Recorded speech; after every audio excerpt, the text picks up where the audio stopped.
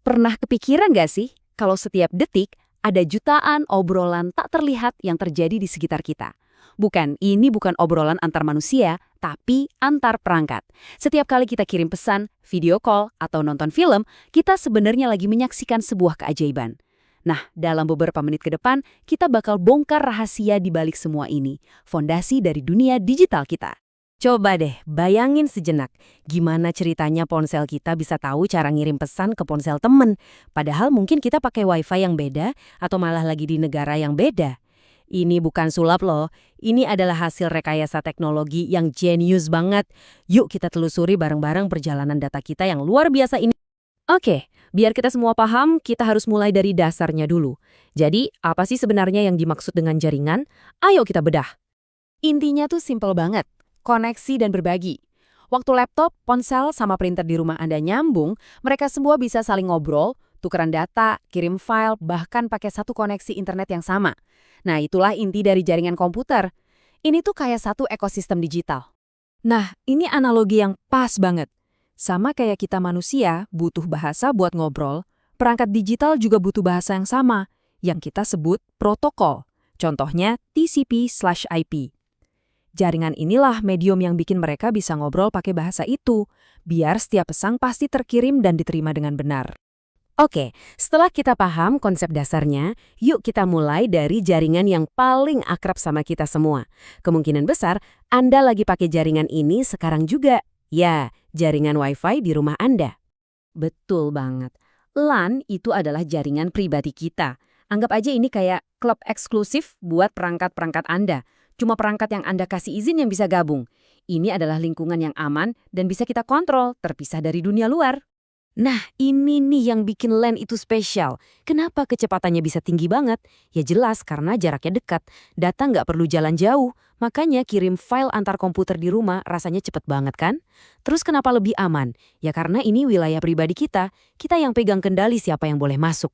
Beda banget sama internet publik yang terbuka untuk semua orang. Jadi, apa aja sih yang dibutuhin? Ya jelas, perangkatnya.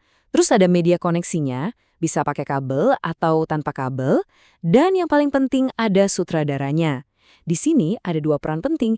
Switch, yang tugasnya kayak operator telepon internal, dia nyambungin perangkat yang ada di dalam LAN Anda. Terus ada router, yang nggak cuma bisa melakukan tugas switch, tapi dia juga jadi gerbang utama yang menghubungkan seluruh LAN Anda ke dunia luar. Oke, kita udah nyaman nih di dalam ruangan pribadi kita. Sekarang, waktunya kita buka pintu dan lihat gambaran yang jauh lebih besar. Gimana caranya semua ruangan di seluruh dunia ini bisa saling nyambung? Yuk kita jelajahi internet. Tepat sekali. Internet itu pada dasarnya adalah WAN terbesar yang bisa kita bayangin. Ini bukan satu jaringan tunggal loh, tapi kumpulan dari jutaan LAN pribadi dari seluruh dunia yang disambungin jadi satu jaringan publik raksasa. Jadi ini adalah jaringan dari berbagai jaringan. Nah, tabel ini ngejelasin perbedaannya dengan gamblang. LAN itu milik kita pribadi, super cepet, dan kita yang ngatur. Sebaliknya, WAN itu jaringan publik, cakupannya seluruh dunia. Kenapa lebih lambat dan harus bayar langganan? Ya karena data kita harus menempuh jarak ribuan kilometer lewat infrastruktur super mahal kayak kabel bawah laut dan satelit yang dikelola oleh para penyedia layanan internet. Kutipan ini adalah kuncinya. Tanpa WAN, LAN kita bakal terisolasi, nggak bisa ngapa-ngapain. WAN inilah jembatan yang memungkinkan kita ngirim email dari LAN di rumah kita di Indonesia ke sebuah server yang ada di dalam LAN lain di Amerika. WAN membuat dunia jadi satu desa digital global. Dan ini contoh nyata yang keren banget dari negara kita sendiri. Proyek Palaparing itu ibaratnya pembangunan jalan tol informasi, sebuah WAN raksasa yang membentang di seluruh Nusantara. Fungsinya ya untuk memastikan LAN-LAN di daerah terpencil bisa nyambung ke internet global, membuka akses ke pendidikan, ekonomi, dan informasi yang dulunya susah banget dijangkau. Jadi, ini dia pertanyaan utamanya. Gimana persisnya ruangan pribadi kita, LAN kita ini, bisa nyambung ke jalan raya informasi global yang super sibuk itu? Yuk, kita telusuri perjalanannya. Begini cara kerjanya. Perangkat Anda mengirim permintaan di dalam LAN. Terus, router Anda, si sutradara tadi, bertindak sebagai gerbang perbatasan. Dia ngambil data dari jaringan pribadi kita, ngasih paspor atau alamat publik yang sah, lalu ngirim data itu ke dunia luar, yaitu WAN atau internet. Dan ingat ya, router itu bukan cuma jembatan biasa, dia itu jembatan yang ada pos keamanannya. Router juga berfungsi sebagai firewall dasar, yang tugasnya melindungi jaringan pribadi kita dari lalu lintas berbahaya di internet publik. Dia itu penjaga gerbang yang memastikan dunia pribadi kita tetap aman.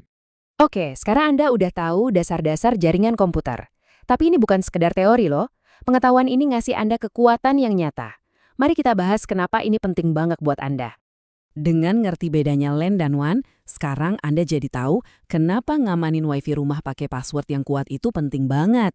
Pas internet mati, Anda bisa nebak-nebak, ini masalahnya di router Anda atau di providernya. Anda juga jadi lebih hati-hati kalau pakai WiFi publik, karena Anda tahu itu adalah WAN, bukan LAN pribadi yang aman. Jadi, lain kali Anda kirim pesan, ingatlah perjalanan luar biasa yang dilaluinya. Dengan memahami fondasi ini, Anda bukan lagi sekedar pengguna pasif.